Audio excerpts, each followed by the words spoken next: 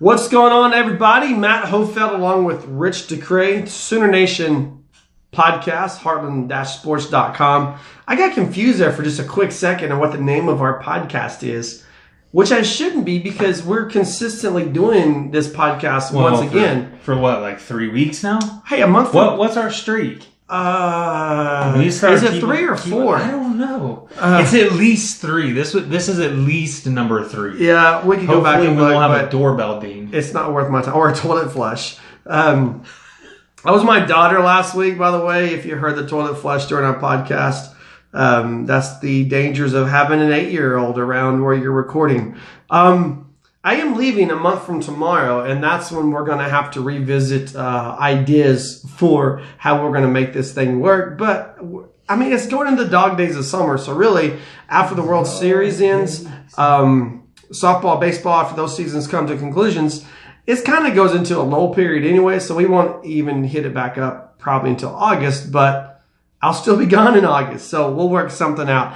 Breaking news today for Oklahoma basketball. Rich, you're more of the basketball guy for Heartland Sports than I am, but I posted the article earlier today about Austin Reaves transferring from Wichita State to Oklahoma. And really, I talked to my friends there in Wichita, and they, I mean, guys that I know that are associated with the athletic department and with the basketball program, they didn't see this coming. They knew he had made his announcement he was going to transfer, but they didn't even realize Oklahoma was on his radar. This is a program for the Sooners that lost Trae Young, they lost Jordan Shepard, they lost Cameron McGusty, but yet they've been able to go back and fill all 3 of those voids, even though this kid, Austin Reaves, is not going to be eligible to play until the following season. He's got set out 1 year for the transfer rule. Two things real quick. I get you're not going to replace Trae Young. I get that. I mean, he's one of those, we've talked about it, once-in-a-generation players. But what does it say about Lon Kruger and his staff that they're able to go out and find 2 graduate transfers and then 1 just regular transfer and fill 3 roster spots pretty quick? I mean, the tournament ended in March for Oklahoma, and so really you've had a month and a half, and they've had 3 spots open and 3 spots filled. Well, I mean, what are your thoughts on that? I don't know what it says about the staff per se. I do know that Oklahoma is looking at needs. They're looking at filling up the scholarships that became free via these other transfers and declarations for the NBA. Needless to say, my question is, how do they plug a guy like Austin Reaves in 2 years from now? Because what we're looking at and the situation that we're really looking at, I don't think there are going to be high expectations for next year. I just don't. Whether they exceed these low expectations that I'm placing on them or not is yet to be seen. But what we're looking at is Oklahoma's going to lose 8 players next year, the 2 graduate transfers, and they've got 6 seniors on the roster. So they're going to lose more than just a handful, but they're also going to gain at the end of that year players who will have some experience. We're looking at Bieniemy. I hope that I'm saying his name right. He's a recruit who's committed, who is signed to play at the University of Oklahoma. We're looking at some of the other recruits that they'll be bringing in during that time frame before we really see this team transform and begin to be competitive in the conference once again.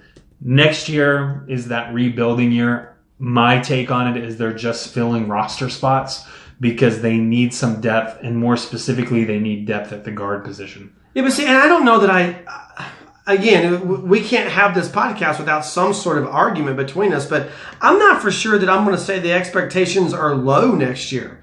I mean, they're not, are you going to ask me, is OU going to compete to win the Big 12 championship? Probably not, but are they going to compete to be in the top half of the Big 12? I don't see why they can't. Are they going to compete for a NCAA tournament berth? Again, tell me why they can't. Just because they lost Trae Young? No, not at all. I'm looking across the board at what they've lost. And you're all of a sudden having to implement some guards who you probably wouldn't even know their name. I couldn't tell you that. But I can tell you that people are writing about this guy, Ty Lazenby. Are you familiar with him? Yeah, they're recruiting him. You're right. He's on the roster. He's 6'5". They're expecting him to play a significant role. Christian Doolittle has been getting very little fanfare, and he wasn't exactly the star that I expected him to be last year. I expected him to take up a larger role. You lose Jordan Shepard, who was going to be the facilitator for the upcoming season. You're all of a sudden looking around and saying, okay, Christian James is going to have to step up in a major way. Christian Doolittle is going to have to step up in a major way. And then you have a lot of inexperience behind that, in my opinion. So when you're looking at the Big 12 and you're looking at the landscape of the conference, you've got a West Virginia, you've got a Texas Tech, you've got, heaven forbid, TCU's on the uprise, so I can't count them out at this point in time. You've got a handful of teams, I think, that are going to solidify themselves. We haven't even mentioned Kansas yet, but a handful of teams that are going to solidify themselves as the top 4, and then everybody else will just kind of be sandwiched there at the bottom. You're saying competing for top half. I'm saying let's shoot for like 6 or 7 range. But see, I don't think I can buy in on that, because I'm looking at a guy like Brady Manick, who's in his second year. I think Christian James has sat behind 2 superstars, and I don't know what he's learned, but I feel like the pressure was on Christian James before he was ready. Buddy Hield leaves, and then everybody says, well, it's Christian James' show now. He wasn't ready for that, but now he's sat behind Trae Young. He gets that one more shot in going into his senior year. You're adding this guy from Maine that's averaging almost 17 points a game. And then you've got Miles Reynolds coming in as well, averaging 13 points per game. I feel like this team will be better than the first team we saw post Buddy Hield. And that team post Buddy Hield was nothing to brag about. But I feel like, again, last year, with the best player, in my opinion, the best player in the Big 12 in Trae Young, they still were not a great team. So everybody who's jumping on this, the team's falling off the cliff, going over the side, I don't see that, because it's not like they can fall real far. They were a bubble team in the Big 12. The only reason they made it was because it took a month and a half of the season for people to figure out Trae Young. But after getting to Big 12 play, they figured him out. Trae Young put too much pressure on himself, and maybe Lon Kruger and staff put too much pressure on Trae Young. But this is a team that had a miserable slide to end the season, and no one should have been surprised that they were one and done in the tournament. So why would the expectation be low when this team was already in a low spot? How much worse can you get from what they were? I don't see that. The inverse of your argument must be true as well, then. If you're saying that they were already a terrible team, let's rephrase that. They were a team that had an NBA level talent, a first round pick sitting on the roster, and they utilized them. But because of the utilization of a guy like Trae Young, everybody deferred to him, which then this team mentality began to deteriorate, because it was, I'm not shooting the ball, you are. That's what you're here to do. Here it is. My mentality, my thought process, the outlook with this team is, if you're saying that they were already not a good team, how do you think that they can end up in the top 5 of the conference when they lose the best chance of doing that? I guess what I'm looking for is who's replacing that productivity. And I'm just not certain that there's any one person. And that's why I think it'll be better. Because like I said, you're not going to replace Trae Young. Right. He's a once-in-a-generation player. But, you lost Jordan Shepard, who had flashes of greatness, but he was a role player. He came off the bench. You're losing Cameron McGusty. What did Cameron McGusty do on this team last year? Very little. So you're really looking at replacing Trae Young, and that's going to take a team effort. But don't you think Matt Freeman is going into his junior year, redshirt junior year. I feel like he's going to be better. You got Brady Manick, who had a pretty good freshman year. He's going to be better. We've already talked about Christian James. You got Rashard Odoms going into his senior year.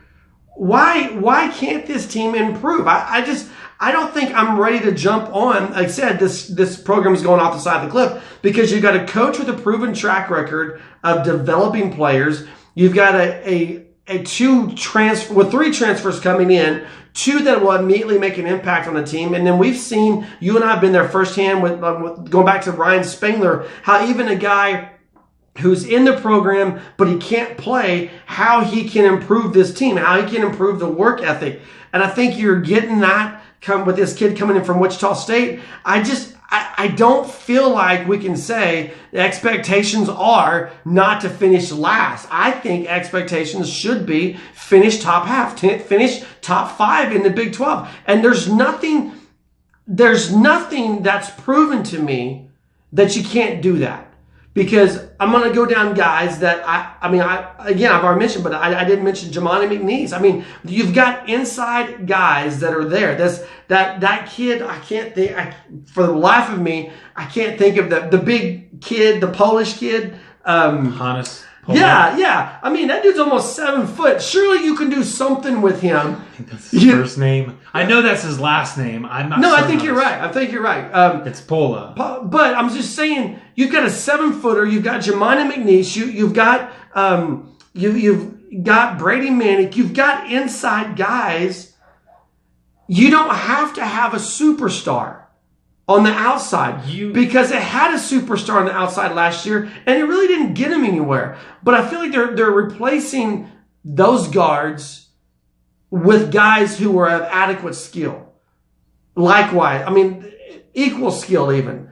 Maybe even better. I mean, obviously time will tell. We won't know about this team in October, but I feel like the coaching staff, there was an opportunity there, in my opinion. There was an opportunity for the coaching staff to circle the wagons and just say, hey, 2018-19 is a total rebuild for us. So let's just hit it with high school guys and see what we can bring in. But they didn't do that. They went out, they found these 3 graduate transfers. The kid that you brought up, what's his name again? Lesenby is a junior college transfer that came in last year. There's guys there that I feel like Lon Kruger, if Kruger didn't feel like he had a chance to be competitive, I don't think he would have gone after these guys. I don't think he would have spent scholarships on guys like this. But because he thinks he can be competitive, he's trying to fill these roster spots with guys who are plug-and-play guys, experienced guys. And to me, what that does is that does buy them time to be able to go ahead and get someone to come in with Austin Reaves for the 2019-20 season and build that way. I think he's looking for continuity, not for a rebuild. And I don't think he would take that approach if Kruger didn't feel like he had something to work with. It's a fair point.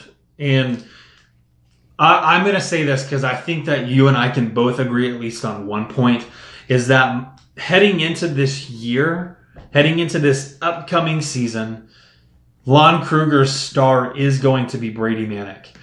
I said it last season. I don't agree with that either. But well, go ahead. I guess we don't agree, and I thought we would. Keep going, but I don't agree with that. The reality for me was I was looking at last season, and I was saying if Trae Young wasn't on this roster, Brady Manick would have been the one getting the headlines. Brady Manick would have been the talk of the town.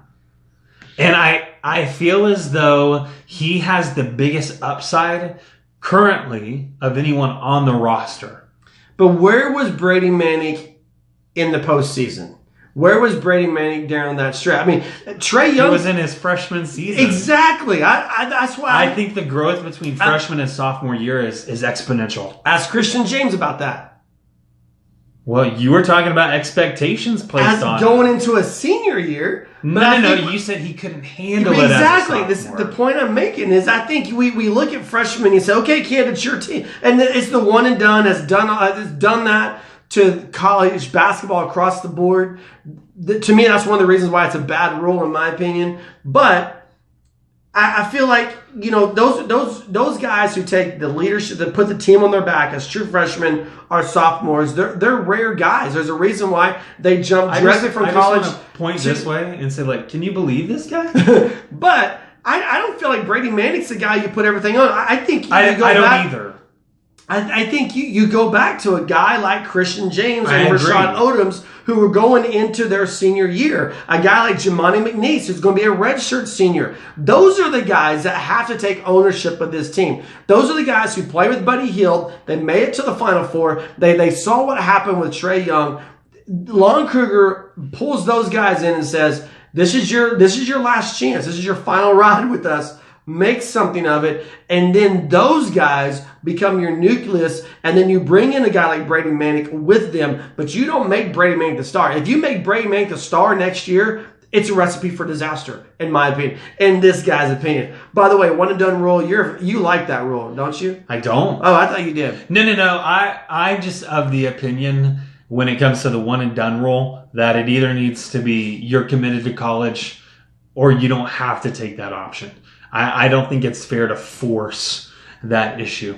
That's all. Okay. But that's for another day and another time. All right, so Austin Reaves joining Oklahoma from Wichita State, 6'5", 179. He played in 33 games last season, averaged 21.5 minutes per game, made 11 starts, finished the year shooting 42.5% from three-point range, 45% from the floor, 8.1 points per game. I think this is a big get for Lon Kruger. You looking for my opinion on that? Yes, because you're the basketball guy. I do agree with you. And initially I was looking at, Reaves is a role player. We know that. We know that he also came off the bench at Wichita State, but that doesn't mean he can't grow into a more demanding role at Oklahoma with Lon Kruger. What I like about him, though, and the very specific thing is that he's a guy who can spread the floor. He's a guy who shoots the ball extremely well, highly accurate. You put him and Brady Manek on opposite sides of the floor. Think about how many gaps there are going to be, how much space there's going to be for these bigs to work in the lane. I see them going back to more of a traditional style of basketball once he's eligible to play, and they're playing inside out like basketball. In my opinion, in my era, I was taught to play inside out instead of this guard play and guards deciding the fate of the game. It was always an inside out game, and we were pretty successful at it when I was younger. Needless to say, I think Oklahoma has that potential, and I think they have the potential to be a dangerous shooting team that punishes you if you're not doubling down on some guy who's collecting all kinds of rebounds, offensive that is, as well as put back and second chance points. Then they're going to hurt you from outside. Again, that's in 2 years. And that's why I think the potential for Oklahoma to be good really is 2 years out from now. Heartland-sports.com. Heartland-sports.com is the website. Rich, Matt. He also finds on Twitter at Sports Heartland. Okay, let's talk football because football is always going to be king in Oklahoma. This is that time of the year where you've got all the way too early top 25 rankings coming out and way too early football, running back rankings, receiver rankings, this and that. I want to bypass all that. Let's go straight to early August when the actual preseason polls come out. Do you want to start by just saying your top five, or do you want to go just Big 12 specific first? We can go Big 12 specific first. Okay, Big 12 specific first. And who do you tell me who you think will be ranked in the Big 12 to start? When the first preseason poll comes out, give me the teams from the Big 12 that you feel are going to be in there.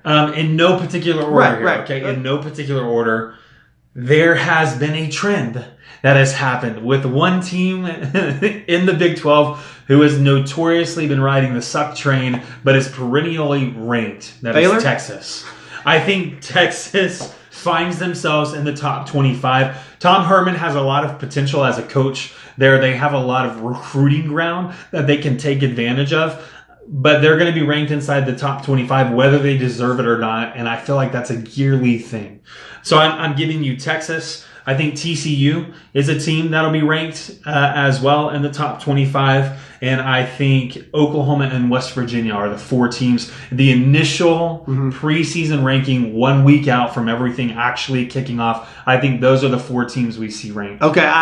Wait. No. I'm okay with that. You okay with 4? Yeah, I was thinking Oklahoma State. I'm on the fence with them. Well, I'm going to push it over because I'm going to add Oklahoma State. I think there'll be 5 Big 12 teams ranked in the initial poll. I think Oklahoma State, Texas will be kind of the 20 to 25 range.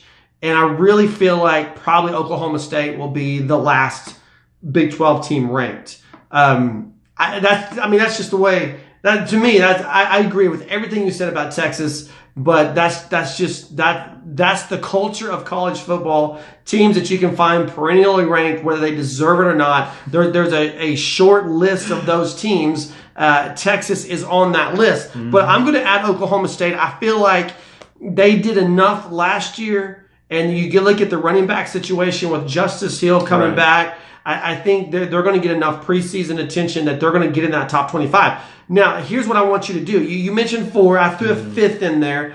And I already started by saying I think Oklahoma State is the last team in that top 25. Tell me you don't have to give me the ranking, but tell me the order that you think you'll see your 4 teams. You mentioned Oklahoma, West Virginia, TCU, and Texas. In what order will they appear? You don't have to say they'll be number 4, number 1. Yeah. I think Oklahoma appears on the list first. Okay. I think West Virginia follows them, and then I've got TCU and Texas for my 4. Okay, I would put them in the exact same order. Now, then where are you jumping Oklahoma State in? That's what I said. I think you have 5. I think you're going to have that order, and I think Oklahoma State will be last. Okay. Here's what I think. I think you're going to have Oklahoma top 5. I think you're going to have West Virginia top 10, TCU top 15, and then between 20 and 25, you're going to have Texas and Oklahoma State. And I can see Texas being around 21, 22, somewhere in there, and Oklahoma State being 24 or 25. That's the way I would predict that to take place. And I think after the first week of the season, you could honestly see Texas. Have you looked at the way Texas starts their season next year? I haven't. I'm going to pull up their schedule real fast. We'll talk. I didn't want to pull theirs up. I was looking at someone else. No, I'm pulling up the schedule. You're supposed to be talking. Oh, about... Totally confused. Now here's what I want you to do then. I want you... Okay, so you mentioned 4. Tell me, that's who you think will be. Now tell me who you think should be ranked top 25 to start the preseason. To keep with the trend here, the only team that I would take out of that is Texas. And I think 3 teams should be ranked preseason from the Big 12, and it's the 3 that I've previously listed. Oklahoma, West Virginia, TCU. Correct. Yeah, I agree. I just have a lot of questions with Oklahoma State. And like I said, that's why I'm sitting on the fence with them. Otherwise, I would have included them as a 5th, and I would have included them as the 4 now. But you know what's funny about Oklahoma State? And by the way, I've got Texas' schedule here. I'll read it out in just a second. But what's funny about Oklahoma State is that they have a lot of preseason similarities to Oklahoma. In that they're unproven at quarterback. They're deep at the running back position. I think Oklahoma has a clear advantage at the receiver position. Both teams are replacing spots on the offensive lines, and both teams have a lot of question marks on defense.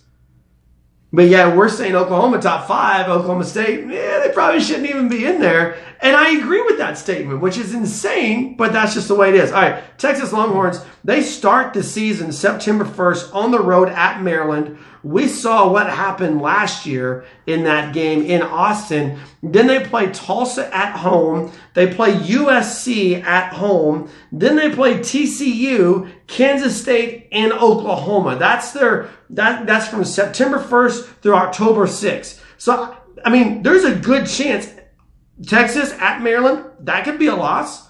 Tulsa, they'll probably win that one.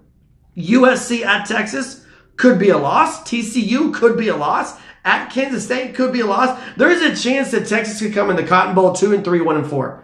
Legitimate chance. And people, if you're wearing the burnt orange, you're screaming at me right now saying, no way, no freaking way that's possible. But the reality is, it's very possible, and it's even likely that this team comes into the Cotton Bowl against Oklahoma unranked with a losing record. And here's the reason why. You ready? I got one good reason why for you. Who's going to be quarterback for Texas? I don't know. Nobody knows. And there's a chance that for the third consecutive season, the Longhorns will start a true freshman. And here's what we're going to hear. If it's Kendall Thompson, if it's not Kendall Thompson, Casey Thompson, I always do that. If it's Austin Kendall, no, he's at OU. Cameron Rising, dog, man. If it's Cameron Rising or Casey Thompson, you know what you're going to hear. This is the best Texas quarterback prospect that they've had since Vince Young. He's clearly going to lead them to the promised land, and everybody else better watch out because Texas is back, folks. That's what you're going to hear. Unfortunately, whoever this quarterback is, whether it's Buechele, whether it's one of the freshmen, whether it's whoever, whether it's Ellinger, they're starting on the road at Maryland. Here's the thing, Matt. With Sam Ellinger is, can he stay healthy? Even if he is the starter for the second season. Here's the reason why he can't, because he can't throw. The only thing you can do with the kid is run. Here's what I hate to say this, but I know that Ellinger underwent is the better way of putting that, concussion protocol in the past. I know you're allotted X amount of concussions before people are telling you might as well call it quits or forcing you off the field. I don't want that to happen to Ellinger. I think he's a great competitor. I think he's a solid athlete. I think he's a punk. But the fact that sorry, the fact that he turns the ball over so much, you still have to wonder, is he even the best option? But if he is labeled as that best option, does he take one too many hits? And you are looking at Cameron Rising. Here's the thing. If he's the best option, that just further advances my argument that Texas is in trouble. Because he can't throw. You don't want Baker Mayfield to start in as a rookie. He's a quarter. You want Cameron Rising to? No, I'm all for Texas starting a freshman quarterback. I'm all for it. Yeah, for obvious reasons. But I'm saying is if Ellinger is the starting quarterback, it's because Texas hasn't found a quarterback. I mean, go through this. Go think about the Big 12 quarterbacks, and you can even say this year where we don't even know who's starting Oklahoma, who's starting Oklahoma State. We can throw in all those candidates, and if you're telling me games on the line, you got a minute and a half left, and you've got to drive 70 plus yards. Where's Ellinger going to be on that list of quarterbacks from the Big 12 that you want out there under center? I'm saying he's going to be probably 7, 8, or 9. Yeah, but where is he on the list for Texas? That's the point I'm making, is if he's the starter day one, then Texas is in trouble. Because the only thing he can do is he can run the football. And Texas lost a lot of skill players as well. Their running back situation isn't the greatest. And the kind of the book's out on this kid. So I think if it's Ellinger, then the Longhorns are in a lot of trouble. And I don't think it's going to be Ellinger just because of what I said. I think Herman's too smart to realize that the game plan's out on this kid. So where does he play it? I don't know. What do you do with him? Well, I think he becomes your backup. And you go with Buechele or you go with one of the freshmen. You know what would be crazy? Is if he made a transition like they did with that kid from Iowa State. No, he's too slow. You don't think he can play linebacker? No. Okay. No, in my opinion, he's too slow. I can't believe he ran for as much as he did because he's so slow. Okay, so let's go nationally. Give me your. We won't go. We'll save everybody the boredom of going through our full top 25. I don't have one.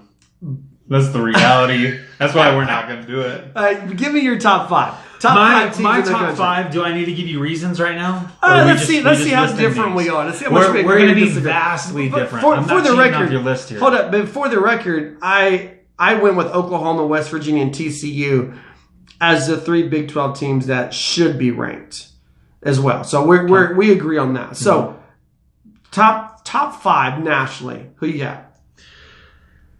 In particular order. Yeah, let's start with time. one. Let's Number go. one. No. Let's go at 5. Okay, And work our number way. 1. No, let's go at 5. Number 1 on my list of 5. I'm kidding you. At 5, I do have a bit of a surprise. The Wyoming Cowboys. No, I went with Washington. Really? I did. Because of the quarterback play. It's not because of the quarterback play alone, but that is a huge factor in it. It's also because I think they have an easy schedule.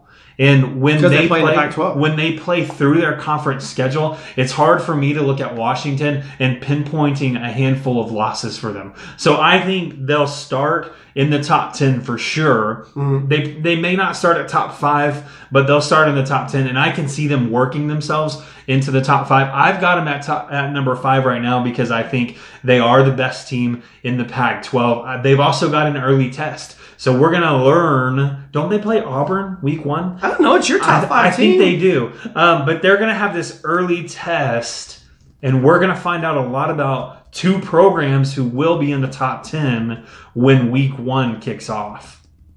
So 5 for me, Washington. My number 5 is the Miami Hurricanes. By the way, you're right. They do start with Auburn on September 1st, the Washington Huskies. I've got the Miami Hurricanes. I've always been a big Mark Richt fan. I think what he did with defense first was something that's kind of caught the ACC off guard. It would be the same thing if someone came in the Big 12 and just committed to defense. I think you're seeing that take place at Iowa State with Matt Campbell. But he's got skilled players. He's young at the quarterback position, but they're young and experienced now. The Miami Hurricanes, my number 5 going into the season. I do like that pick, and it's been a culture shift back to who Miami was previously. I feel like they're trying to revive a little bit of that. All right, number 4. Number 4. You want to alternate? Go first okay. Mm-hmm. I've got Oklahoma at number 4. I think there's a lot of question marks there. Maybe a homer pick for me. I don't know, but I look at the skill. To me, it starts with skill position players. You're deep at running back with Trey Sermon and Rodney Anderson, and then you can even go deeper than that if you wanted to. You're deep at the receiver position. When you look at guys like Hollywood Brown, CeeDee Lamb, and what Calcaterra is going to do, unless you're watching on TV, then it's Calcutta for whatever reason they can't get his name right. Grinding that axe. And then, if I'm going to grind an axe, I'm going to bring up the fact that we lost another Twitter follower this week, but whatever. That was me. It was you. And then, I feel like you've got to fill some holes on the offensive line, and obviously you've got to find a quarterback. The more I think about this thing, I've been back and forth on this. I'm telling you right now, Kyler Murray is going to get drafted, and he's going to get drafted at a high draft pick. In the MLB. MLB, yeah. Unless he opts out, which he can. But I think the closer we get to this, and you and I missed a golden opportunity the other night when we could have they asked us who you want, and we were like, I'm ready to leave. And we didn't even ask for Kyler Murray, but he wouldn't have talked to us. Was that the Smoky night? Yeah, that was, but anyway. No one wanted to be there. But anyway, the point is that I think he's going to be around. I think he's coming to play football. And then I think maybe he's gone after that. I think he may even try to do something where he does baseball during the summer and comes back for football. And with all respect to Austin Kendall, I think this is Kyler Murray's race to lose at this point. And I think Oklahoma has him this. And the reason why is because Lincoln Riley can do so much with Kyler Murray. I wouldn't be surprised if we saw 2 quarterbacks, but Kyler Murray's a starter, and there is a lot that he can do with 4.4 speed at the quarterback spot. And so I've got Oklahoma number 4. Question marks on the offensive line, question mark at quarterback, question marks on defense, but I think this offense is going to continue to rack up points at high numbers. By the way, I also feel like there's going to be some really cool wrinkles with Trey Sermon with this offense. Matt, number 4 in the nation. Matt, you and I have traded sides of the fence. Yeah, I know. After so long a period of time, you were convincing me that Kyler Murray was gone, that he wasn't staying for football. I'm still... Look at his size. Sure, he's got the speed. His future is baseball. It is. I'm on board with you. But you had that kid... What was the kid's name from Oregon that did it? He got drafted... Shoot, I have no idea. Dixon. He got drafted in MLB. He came back. He played one season in Oregon, led him to the BCS Bowl, and then was gone. And I feel like you could see that take place with Kyler Murray. The kid's going to get drafted unless he opts out. I don't think he's going to opt out. I think, in just over a month, he's going to be a millionaire. But I really feel like he wants to play football. And I think that's going to happen for at least one season. So, Oklahoma number 4. So at number 4, I put Wisconsin. Horny Brooks coming back. I know why you're shaking your head already. Jonathan Taylor. They are the best offense in the Big Ten. There were a lot of question marks concerning Wisconsin and their unbeaten streak right up until they played in the Big Ten championship game and they were exposed. I think that left them hungry. I think that left them wanting more. And they're coming back this year with a vengeance to prove that that was just a fluke. That was one game, that it isn't who this team is. It's not their identity. So again, when I'm looking at this team of Wisconsin, I think they're better than what they're going to be given credit for initially, which is why I bumped them into the top 5. The Big Ten is just so bad. It's bad. Is it? Yes. The Big Ten is a bad brand of football. And here's what I swapped them for Ohio State. Either way, I don't have Ohio State. I don't think the Big Ten deserves a hot. Let me make sure I don't have somebody. Yeah. I don't think the Big Ten deserves a top 5. You don't think the Pac-12 does either? I'm sure. No, I don't. I have no bones about it. You can't argue. I hate it, but you can't argue that the best conference in football is SEC. The Big 12? No, SEC. That's not what you told me last year. And then I feel reneging on all. And then it's a new season, man. All things are new. And then I think ACC and Big 12 are right there neck and neck. Clearly the 2 worst Power 5 conferences are the Big 10 and the Pac-12. And here's what just drives me nuts about what you're saying with Wisconsin. They're going to start the season with Western Kentucky and New Mexico and BYU at home.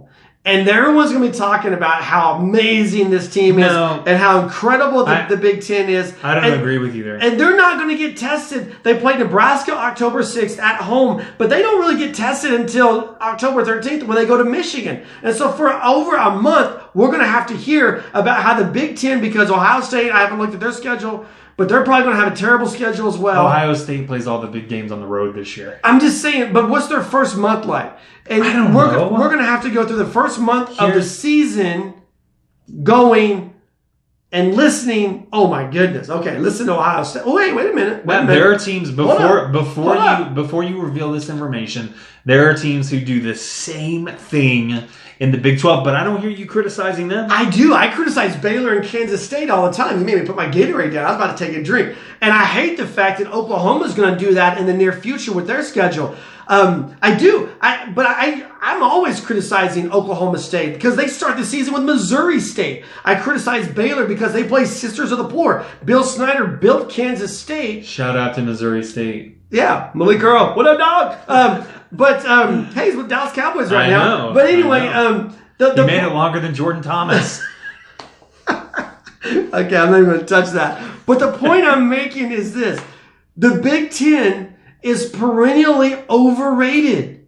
They're overrated. But yet they're like Texas. For the same reason I hate the fact that Texas is a top 25 team every year, is the same reason I hate that the Big Ten gets top 5 teams every year. Ohio State's going to start at home against Oregon State, at home against Rutgers. But I didn't realize this. September 15th, they host TCU. Now, Gary Patterson's starting over at several key positions. But one thing we know about TCU is that he always plays defense. Always plays defense. And so I'm interested in that game. But then after they get past TCU, it's Tulane. You don't really see a lot of testing with the Big Ten teams early. I'm going down a rabbit hole. Keep Wisconsin in there because we're going to save these lists. And somewhere around mid-October, we're going to revisit them. So keep that in mind. All right, go ahead. You're on number 3. Yeah, number 3. I did go ahead and put Clemson at number 3. They seem to be on the rise each and every year. You have to like what's going on at Clemson, especially if you're a Tigers fan. I did watch their spring game. I don't know if you had an opportunity to. I just ended up at a restaurant where it was on. It was the only thing on all of their TVs, okay? It's not like I sat down on my couch. It's like, Clemson's playing. I think I'll watch that game. That wasn't it at all. It happened to be on. So I was peeking as they were playing their spring game. And what I can say, Trevor Lawrence seems to be the complete package at quarterback. I would be shocked if he wasn't the starter, if they didn't roll him out. And I know that you and I had a prior conversation to this about that not being the case. But he looks like the complete package. He may not start game one, but I think he's too good of a player. He's already enrolled early. He's already learning the system. He has all the tools necessary. Like I said, I would be surprised if he didn't play. Kelly Bryant is still their number one option until Trevor Lawrence overtakes him. I don't understand. Here's the second thing as to why I'm ranking them is because of ETN. I think he's a legitimate Heisman candidate in the way that he ran over teams. Last year, I think we're going to see a lot more of that. They're a team that plays defense as well. They're going to be tough to beat. Clemson, number 3. So you're telling me that an incoming freshman quarterback is going to supplant a senior experienced quarterback like Kelly Bryant? I'm going to write this down if that's what you're saying. Is he really a senior? Yes. I thought he was a sophomore. No, he's a senior. Like a redshirt sophomore. I'm just asking you, is that what you're saying? I'm putting you on the spot to back up your... Can I take it back? Okay. I'm still sticking with the fact that Trevor Lawrence plays. I don't think he plays it. You redshirt a kid like that. No way. You don't burn him. Unless you have a Alabama national championship game type situation. I'm sure we're going to get into that here in just a minute. You don't burn that red. You want 4 years out of that kid, or you want at least the ability to have 4 years out of that kid. Or you want a national championship this year. One of the two, right? It's not. That's why I said unless it's an Alabama type situation. But if Clemson's getting to the national championship, they're getting there on the shoulders of Kelly Bryant, not a freshman quarterback. I mean, that's just. Sure. We got to hear some feedback on that, man. If y'all are listening, we got to. I didn't know he was a senior. I thought he was a redshirt sophomore. In the words of Bob.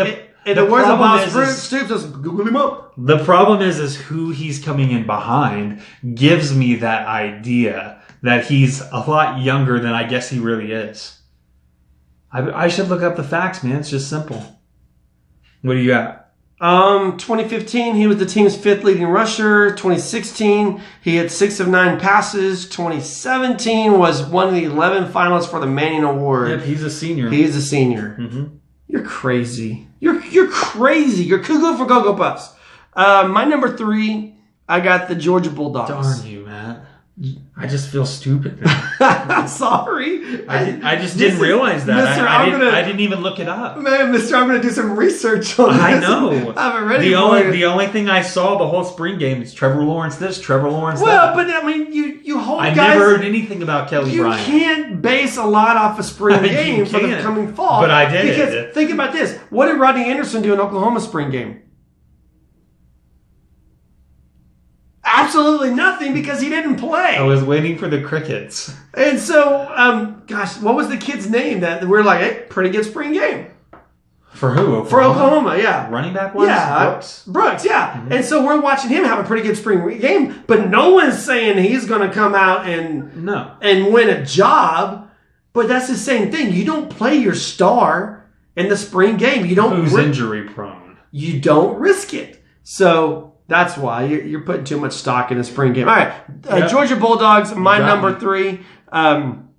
Georgia Bulldogs, my number 3. I like Fromm. I know they've got some things that they've got to work out with the running back situation. They lose a lot to the NFL, and that was a good stable of running backs. But I think they're going to take another step forward on defense, even over what they were last year. The tight end kid, I think, is really good. I'm always one of those, someone's got to knock them off before you take them off the list. And so I like Georgia. I like what they bring to the table. I think they'll have another solid season, start the year at number 3, and I think it's absolutely deserved. Who you got number 3? I already told you my number 3. You're on number 2. Oh, number 2. My bad. Yeah, I'm still so shocked on that. All right, number 2, I got Clemson.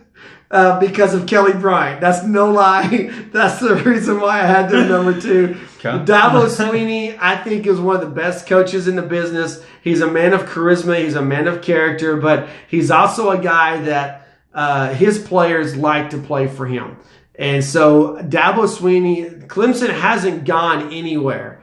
They had to replace a guy, Deshaun Watson, who meant everything. But I think Kelly Bryant now, as a senior, fills that role. And I think the ACC, in my opinion, emphasis on the senior. I think the ACC, in my opinion, the ACC this year comes down between Clemson and Miami, and I give Clemson the nod specifically because of quarterback play. Both of these schools are going to be incredible on defense, but quarterback play from Clemson is going to trump quarterback play from Miami.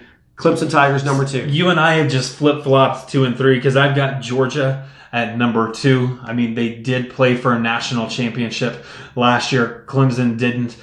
And if I'm taking your stance and your statement, Georgia has to be number 2. But I agree with you. The development that we'll see from a freshman season going into a sophomore year for Fromm, the command that he will have of the offense, despite the lack of a guy like Nick Chubb in the backfield, as well as, I'm blanking on the second. Slamish, yeah. Yes, thank you. Without a guy like Chubb there who's was really consistent throughout his career, like I said, the development, the command that he will have of the offense pays dividends for them this year. And I think, again, they're going to be right there in that conversation. I also think they have the potential to go back-to-back in the SEC. It definitely is going to be interesting. I think SEC comes down to Georgia, Alabama again this year. I think Auburn will be a player, but they're gonna play the spoiler role. Yeah, I agree. I agree. But I can't. I just think Clemson's a little bit better than Georgia. I think they got more experienced key parts than what Georgia has. That's why I put Clemson at 2, Georgia 3. So number 1, you have the same team you have, Alabama. All right. So here's what I'm going to ask you: who is going to be the starting quarterback for Alabama? I don't think I have September 1st. I don't think I have any room to answer this question after my previous flub here. Why? Because Alabama's in a similar situation, aren't they?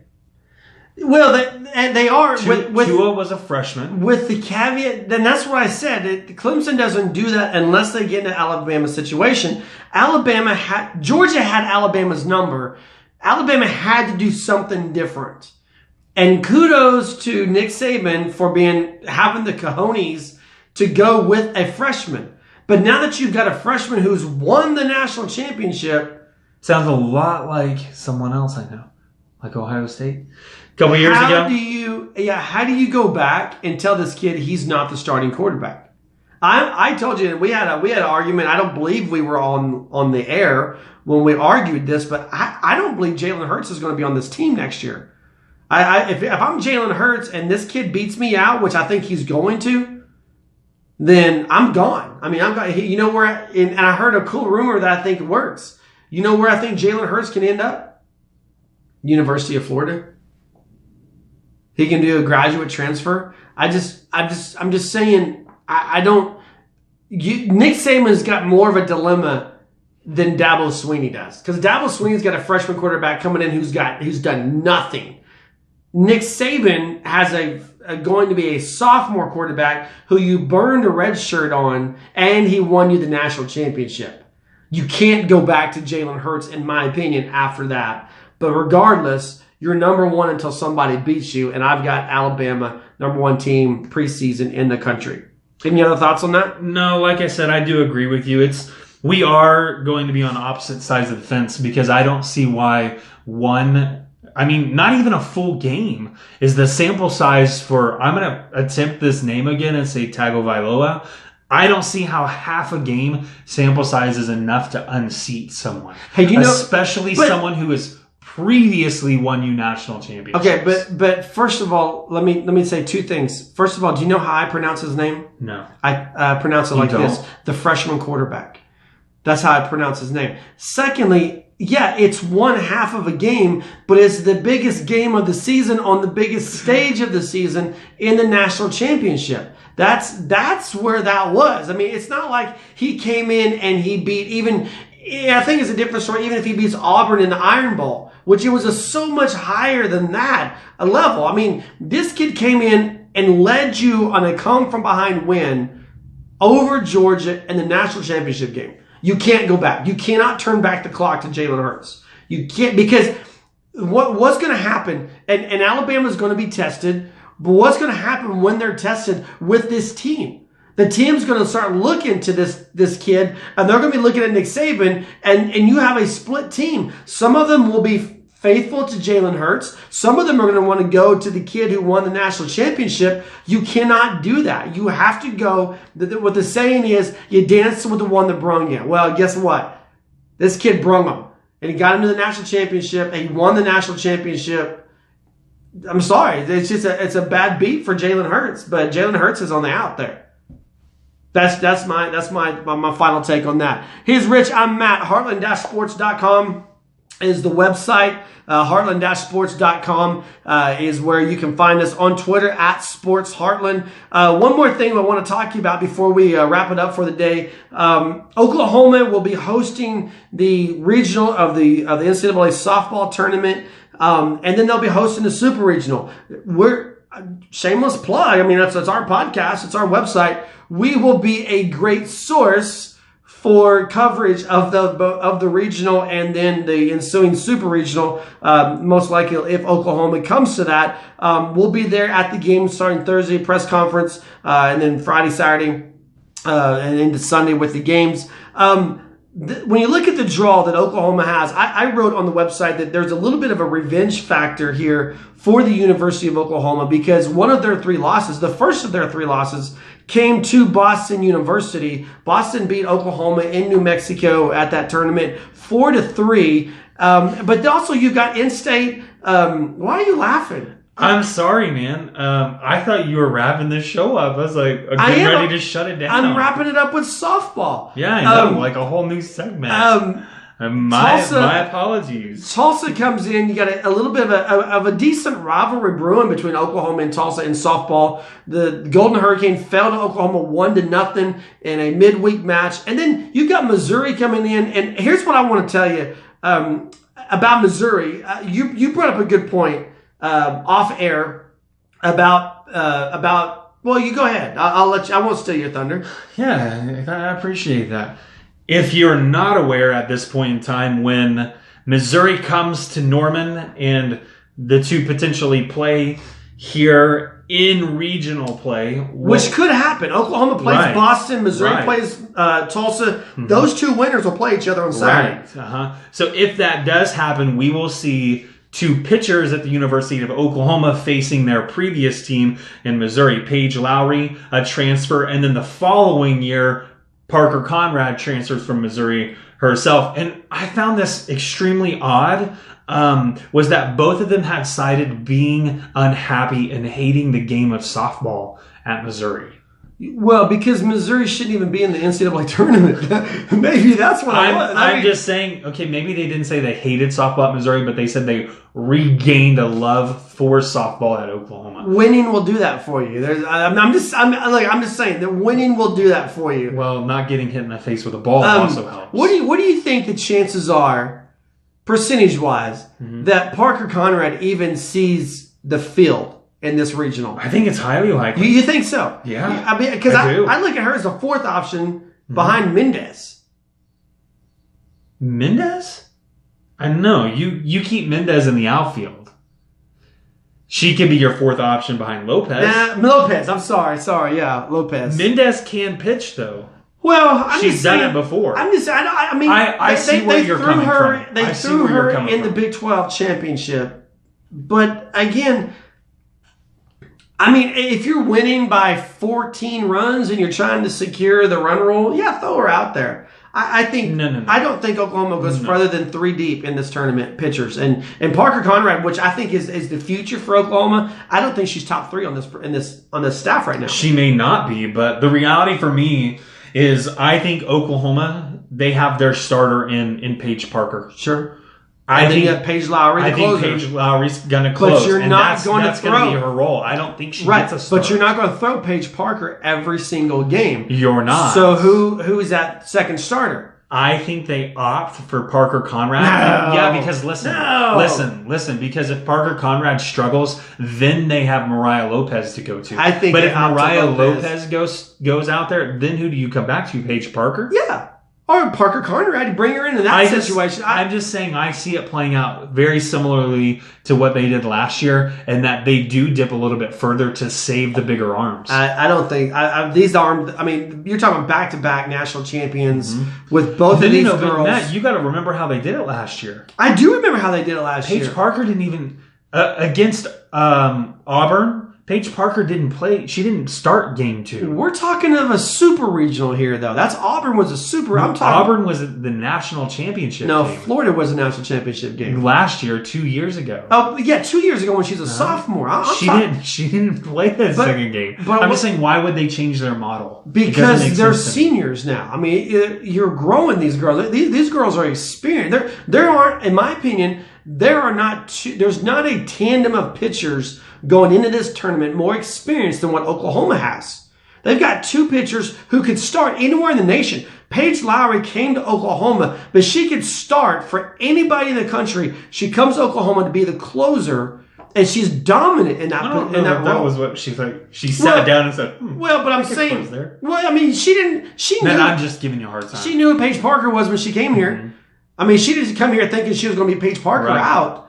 But the point is, there's not a better and more experienced pitching staff than what Oklahoma has in the 2 pages. And I think you throw one more in there and you don't mess with it. You don't mess with perfection unless you have to. All right, real fast. Missouri. Well, you and I talked about this Sunday night during the selection program. My beef with this tournament is that the SEC got every single team into the NCAA tournament. Do you know what Missouri's season record is? I don't. They are 28-27, one game above 500, which you think, well, at least they're above 500, so that's one qualification. Do you know what their conference record was? 50%. I'm just taking a stab in the dark here. I literally have no idea. They weren't even 500 in conference. Their SEC record was 6-17. It's because the SEC is so good. So you're telling me the SEC is so good that a team who only won 6 games in conference deserves a spot in this tournament? I don't think so. I'm just saying I'm cheering for Missouri to be the first out because the SEC no way deserved to have all their teams in this tournament. You can catch us on Twitter at Sports Heartland. Rich will have game day galleries up after Oklahoma's games on Friday and Saturday. Also, you have all the recaps coming up, live tweets, live updates on Twitter, at Sports Heartland on Twitter. I know I've already said that. Heartland-sports.com. He's Rich. I'm Matt. Hey, I gotta say, my beautiful wife, Marilyn, happy anniversary. Today is 25 years of her putting up with me, and she actually let me go out of the house and hang out with this dude for a little bit. But happy anniversary, babe. I love you. Rich, I'll see you later. Thanks for another great show. You don't love me? Is that what you're saying? Not even a little bit. Boomer Sooner, everybody. See you later.